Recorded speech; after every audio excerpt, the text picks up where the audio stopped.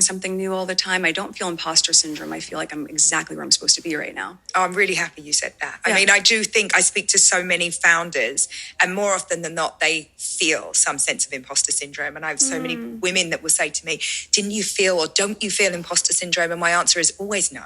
I'm like, if not you, then who? Like, why would you feel that way, right? I feel like to some extent, we're all making up as we go along. And even when you get a lot of experience and you've done, multiple startups like I have, nothing is the same because you're never doing it in the same time, in the same culture, with the same people.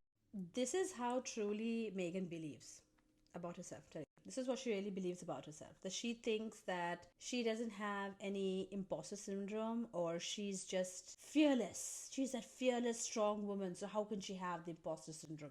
Honey, anybody who's been a businesswoman, will say that they have had imposter syndrome at some point or the other. It's a human thing to have. And even Emma, at some point, there are a lot of moments where Emma is very human and she admits that she's got a hot temper or she says flaws, right? Meghan has none. Zero flaws. She goes on a ranting about herself and you're like looking at her going, is anybody going to believe you, honey? You have not built anything. You're not a founder. You started the podcast saying that you're going to get to know what founders do and learn from them. You've barely been active 6 months, and you've already in this podcast said that you're going to stop doing your podcast for the second season because you don't have the time. You're investing in your business. And then she says she's going to restock, and then tells the news media, so the articles come out that it's going to restock, it's going to happen in 26, and again cross corrects on her Instagram and says she's going to be releasing products soon. Most people are doing that. Imposter syndrome is when you're posturing as though you know everything. You don't need to posture as though you know everything. It is perfectly okay for me as the founder and the owner of this company, truth rather, to take as a leader to show that, yes, I know what I know, but I'm also so excited to have people on this team that know more about certain avenues than I do because we're learning from each other. That's so not long as you imposter find syndrome. the people, right? It's Find like great you just people. got to find great people and get out of their way. And I really believe in that because I think that as a founder, knowing what you don't know is so important. So which one is it?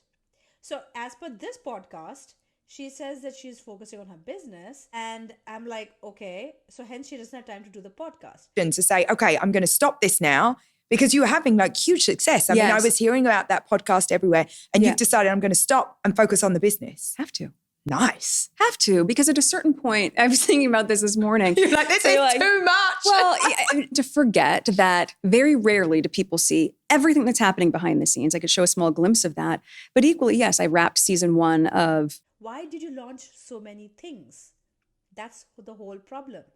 Why do you keep doing different things?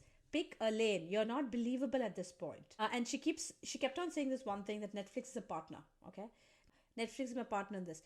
You know how many people have a partner like Netflix and should be somewhere else? Like your show, your podcast, your jams, you should have such ability to restock in days, not months, not weeks, in days, because you have Netflix to support you. If you literally said, I'm starting from scratch, I don't have any help, people can empathize. Like we would understand and say, yeah, she doesn't have any help, so obviously she's going to take some time. But you have Netflix in your bag. You are saying that they're partnering with you, and yet you are saying that you can't restock. You completely contradict everything. She keeps contradicting everything she says, and that's where it gets frustrating listening to her. And that's why this podcast gave me a complete headache, I'll be honest. It was not at all believable.